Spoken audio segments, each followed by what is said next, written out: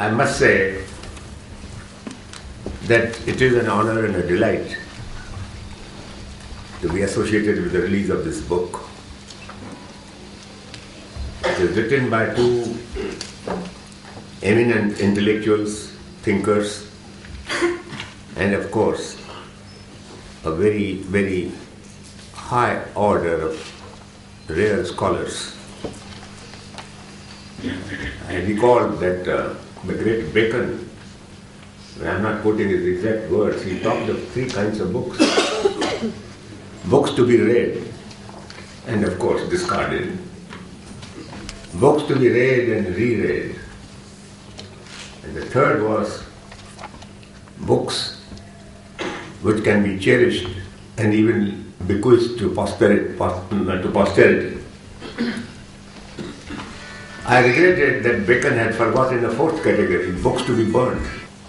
I can honestly say that this book belongs to the third category of Bacon.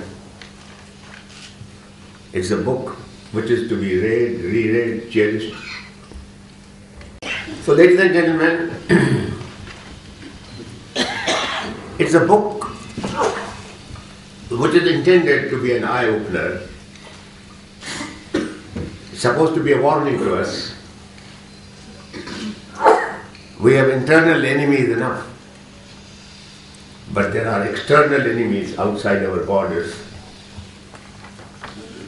who are collaborating with their dummies, agents and proxies inside our borders, and they are trying to achieve the same result.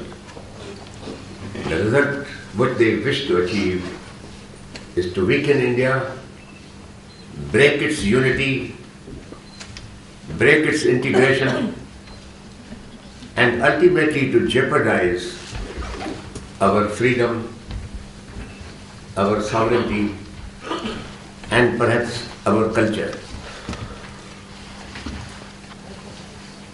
In the book, if you read it, you will find a reference to an organization, the South Asian Studies, in the US and European universities. They invite many such activists regularly, give them prominence. The same organizations who do this are the very ones who also invite and give intellectual support to the Khalistanis, to the Kashmiri militants, to Maoists and other subversive elements. The authors have found out that there are three external dangers from which India is suffering at the moment, to which it is exposed, and in a very big way. The Islamist radicals which are being spawned in the neighboring country and perhaps in other countries too. Then the Maoists and others who are being spawned by the Chinese, supported by them. And thirdly, the third category that he finds is that these are the persons who are trying to create a new race of Dravidians, and also taking into account the existing large community of what we call the Dalits, that they are trying to instigate a feeling of separatism and thereby further weaken this country and make it weaker than it already is. Having written this large book on the third cause, I think he makes a promise.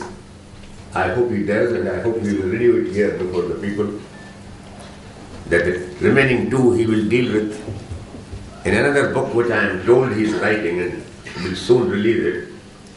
But I am really looking forward to that kind of a book, because that probably is even a greater danger.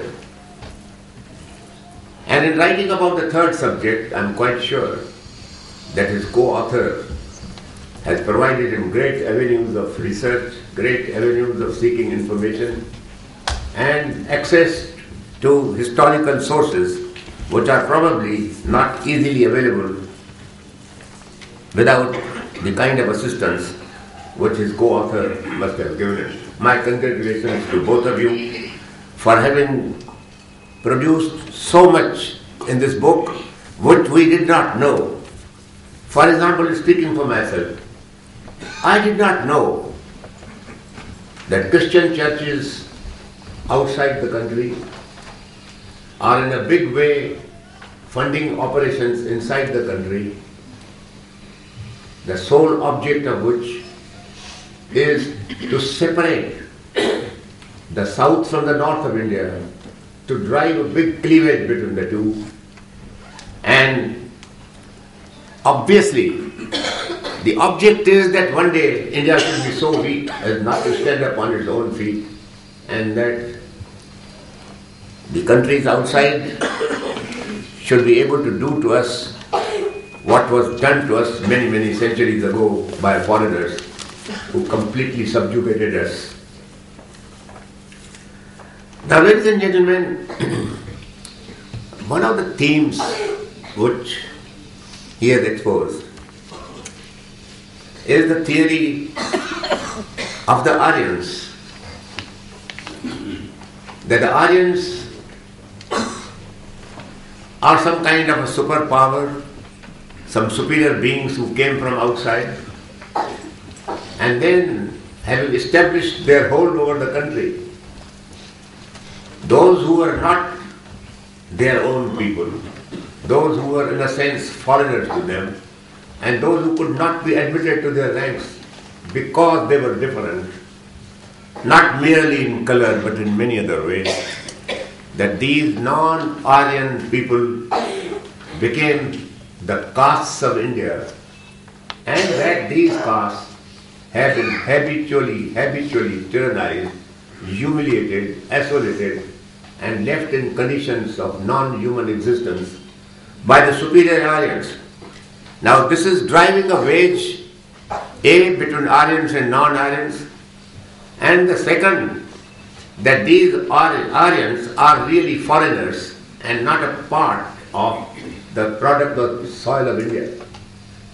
Now, ladies and gentlemen, this is a theory which was debunked many, many years ago, and there is great scientific evidence to support the rival theory.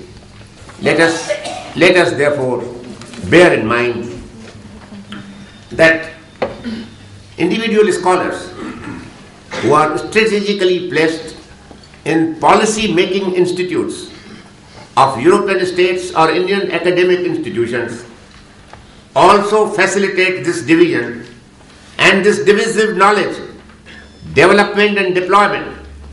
They provide a view of India as a nation that is embracing fascism and racism. They project all Indian social reformers, including Mahatma Gandhi, as supporters of an oppressive social system. Racist ideologies or motives are attributed to every Indian who is patriotic, while enlightened humanism is attributed to those who interpret Indian society racially or who promote secessionism, divisiveness, and the kind of hatred and intercommunal and interracial hatred that we are witnessing.